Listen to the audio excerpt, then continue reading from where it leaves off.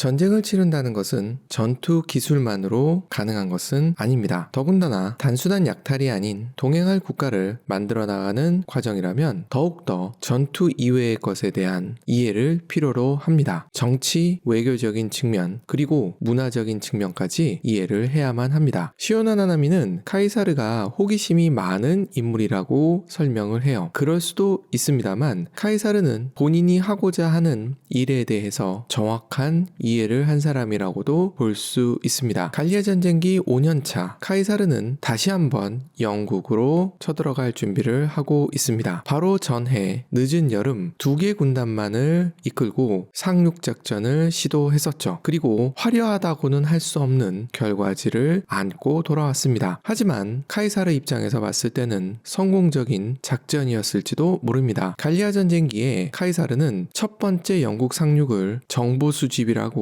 분명히 적어 놓았거든요. 본격적인 공격에 앞서 정보를 축적하고자 했던 겁니다. 이러한 정보에는 단순히 상륙작전을 위한 정보만을 포함하고 있지는 않습니다. 브리튼 섬에 살고 있는 사람들의 생활상이나 지정학적 특징, 경제 이런 것까지 모두 확인할 필요가 있었던 거죠. 그래서 갈리아 전쟁기 5년차는 브리튼 섬에 대한 정보가 많이 담겨 있습니다. 물론 카이사르 입장에서 모은 정보죠. 그 중에 지정학 설명이 눈에 띕니다. 카이사르가 적어놓은 글을 바탕으로 브리튼 섬과 유럽 대륙의 관계를 그려봤습니다. 완벽한 삼각형이라고 생각은 하지 않았겠지만 삼각형 모양이라고 설명을 했고요. 한쪽 면은 갈리아와 마주보고 있고 그리고 또 한쪽 면은 스페인과 마주보고 있다고 설명을 하고 있어요. 그런데 그 방향을 남쪽이 아닌 서쪽으로 보고 있습니다. 실제 영국에서 스페인은 남서쪽에 있습니다. 그런데 좀 더 서쪽에 있는 것으로 인지하지 않았나 싶어요. 아일랜드 건너편에 멀지 않은 곳에 스페인이 있다고 생각을 한 듯 해요. 그리고 브리튼 섬의 북쪽은 약간 게르만 지역과 마주보고 있다는 식으로 설명을 하고 있습니다. 카이사르가 본 브리튼 섬은 게르만, 갈리아, 스페인 사이에 쏙 들어가 있는 위치예요. 지중해에서 나고 자란 카이사르는 지중해를 아우어 시, 우리의 바다라고 부릅니다. 갈리아 전쟁기에도 그렇게 적어 놓았고요. 그렇기 때문에 내해 개념이 분명히 카이사르 머릿속에 있었을 겁니다. 영국 섬을 둘러싼 바다의 모양을 지중해와 유사하게 바라본 것 같아요. 그렇게 되면 브리튼 섬에 대한 카이사르의 집착이 이해가 됩니다. 게르만 땅은 빛도 들어오지 않는 검은 숲이 끝도 없이 펼쳐진다고 묘사를 하거든요. 며칠을 가도 끝을 만날 수 없다는 이야기도 적어놓고요. 그렇기 때문에 적당한 위치에서 선을 그을 필요가 있었던 거죠. 그 선으로 라인강을 선택한 것을 여러 군데서 슬쩍슬쩍 비치는 것 같습니다. 단순히 같은 부족이고 게르만에 비해서 상대적으로 농경 민족이기 때문이라고 보면은 절반의 이해인 것 같습니다. 4년차 전쟁을 마치고 속주 총독으로서의 임무를 수행하기 위해서 북이탈리아 지방에 돌아온 카이사르. 들려오는 정보는 일릴리쿰, 크로아티아 위쪽이라고 생각하시면 좋을 것 같아요. 이 지역이 속주 경기에 너머에 있던 부족들의 약탈을 당하고 있다는 사실을 알게 됩니다. 그리고 군대를 편성해서 달려갑니다. 군대가 다가오는 것을 알고 피루스타이족은 사절을 카이사르에게 보냅니다. 앞서 약탈을 했던 사람들은 우리 부족 사람들은 맞지만 부족 전체가 동의해서 간 것은 아니라고 용서를 빕니다. 카이사르는 이후 이 지역을 평정할 생각은 있었지만 일단 갈리아, 특히 이번 해에는 브리튼 섬을 원정하는 것이 주요 목표였기 때문에 일단 이들의 사과를 받아들이고 인질을 요구합니다. 로마의 인질은 돈을 뜯어내기 위한 것도 아니고요. 포로와의 교환을 위한 것도 아닙니다. 카이사르는 인질을 통해서 전쟁 억제만을 목표로 하는 것은 아닙니다. 소현세자가 오랜 청나라에서의 인지 생활을 마치고 돌아왔을 때 인조는 소현세자를 굉장히 미워합니다. 물론 자기 자리를 빼앗을지도 모른다는 공포도 있었을 것이고요. 자신에게 치욕을 준 청나라의 로마의 호의적이 된 아들이 미워서였기도 했었을 겁니다. 소현세자는 청나라와 좋은 관계를 가지면서 새로운 문물을 받아들여야 조선이 발전할 수 있다고 생각했던 인물이거든요. 카이사르가 생각했던 인질은 이러한 모습과 상당히 다 있습니다. 인질은 로마의 명문가에서 그 집안 아들을 교육시킬 때 함께 교육을 받도록 합니다. 이렇게 되면 아이들끼리 친분도 생길 거고요. 그리고 로마에 대해서 좋은 감정이 생길 가능성이 높죠. 물론 예외는 있습니다. 효종도 같이 청나라에 있었지만 북벌론을 주장했으니까요. 이 112 쿰에서의 군사행동은 인질을 받은 것과 로마 시민들에게 도나우강을 경계로 방어선으로 삼아야 된다는 인식을 심어주는 빌드업 과정으로 보여집니다. 그리고 다시 노르망디 쪽으로 이동을 하게 됩니다. 노르망디에서는 카이사르가 지난해 떠나면서 집중적으로 배를 건조하라는 명령을 충실히 수행을 하고 있었습니다. 카이사르가 도착해서 칭찬을 했다라는 이야기부터 시작이 돼요. 카이사르는 경험까지 넣어서 선박의 형태를 구체적으로 명령을 해두었습니다. 상륙작전을 해보니 선박이 좀 낮아야 된다는 생각이 들었던 거죠. 그리고 이 지역이 조수간만의 차가 워낙 심하고 브리튼 섬 쪽에 정식 항구에 입항할 수 없는 상황임을 고려해서 해변에 배를 끌어올리기 좋은 형태로 디자인해 놓았던 것입니다. 여기에 많은 군단병과 기병들을 실어 나르기 위해서 배를 넓게 만들 것도 명령을 해 두었습니다. 그러면서 한 가지 더 작업을 합니다. 1년 전에 브리튼 섬으로 갈 때는 보병끼리 기병끼리 실어 나르다 기병을 실은 배가 상륙을 못하면서 기병 없이 전투를 치르느라고 고생을 많이 했었거든요. 그로 인해서 브리튼 섬에서의 작전은 효과적이지 못했고 피해도 있었습니다. 그래서 이번에는 아예 작년에 실패를 반복하지 않기 위해서 보병과 기병을 한 배에 실기로 합니다. 카이사르는 정보의 중요성을 아는 설계자의 모습을 곳곳에서 보여줍니다. 라인강을 건너는 다리를 건설할 때도 그랬었고요. 배가 준비되었으니 곧장 영국으로 넘어갔을 듯 하지만 카이사르는 배후를 정리를 하고자 합니다. 갈리아 부족 회의에 참석을 하고 있지 않던 트레비리족을 정벌하러 떠납니다. 트레비리족은 라인강 바로 서쪽에 있는 부족이에요. 카이사르의 귀에는 이 부족이 라인강 건너편에 게르만족들을 끌어들이고 있다는 정보가 들려온 거죠. 그래서 군단을 이끌고 달려갑니다. 이때 트레비리족은 크게 두 파로 나누어져 있다고 해요. 친로마파라고 할 수 있는 킹케토릭스가 있었고요. 반로마파라고 할 수 있는 안두티오 마루스라는 인물이 있었습니다. 킹케토릭스는 카이사르가 진격해온다는 이야기를 듣자마자 빠르게 카이사르에게 항복을 합니다. 인두티오 마루스는 더 적극적으로 항전 준비에 들어갑니다. 하지만 트레비리족의 많은 주요 귀족들은 킹케토릭스를 따라 카이사르에게 항복을 하게 됩니다. 고립된 인두티오 마루스는 어쩔 수 없이 카이사르에게 항복을 하게 됩니다. 트레비리족의 반로마파 인사들과 킹케토릭스를 친하게 하는데 시간을 보냈다는 말이 나와요. 이러한 상황은 인두티오 마루스를 더 자극했다라고 적어 놓습니다. 이때 카이사르는 인두티오 마루스가 진짜 항복하는 것이 아니라는 것을 알고 있다라고 적어 놓아요. 실제로 이해 겨울 인두티오 마루스에 의해서 로마는 크게 욕을 보는 상황을 경험하게 되거든요. 완벽하지 않지만 브리튼 섬 원정 기간 동안에 배후를 안정시켜 놓는 작업을 하고 다시 노르망디 쪽으로 돌아옵니다. 거의 범선이었기 때문에 바람대가 잘 맞아야 출발을 할 수 있었던 당시 상황을 고려를 해야만 합니다. 카이사르는 바람대를 기다리고 있었던 거죠. 카이사르 휘하의 대부분의 기병들은 갈리아의 유력 인사 집안 사람들입니다. 이 사람들을 데려가는 것은 배후를 안정시키는데도 큰 의미가 있죠. 혹시나 배신을 할지 모르는 사람들을 갈리아에서 띄워놓는 효과가 있으니까요. 이때 하이두족의 둠노릭스라는 사람이 이간질을 시작합니다. 둠노릭스는 갈리아 전쟁 1년차부터 등장하는 인물이에요. 하이두족의 부족장인 디비키아코스의 배다른 동생입니다. 이 사람은 권력을 탐하고 있었던 사람이고요. 상당히 영향력이 컸던 인물입니다. 그렇기 때문에 카이사르는 이 인물을 옆에 두려고 했던 거죠. 당연히 브리튼 원정에도 데려가려 했던 거고요. 둠노릭스는 카이사르가 우리를 데려간 다음에 쥐두새도 모르게 죽여버릴 거라고 주변 갈리아 기병들을 설득합니다. 카이사르도 이 정보를 듣게 되는 거죠. 그래서 카이사르는 각계격파에 나섭니다. 갈리아 기병들을 하나씩 안심을 시켜나가는 거죠. 둠노릭스는 이러한 상황에 절망에 빠지게 됩니다. 물론 카이사르는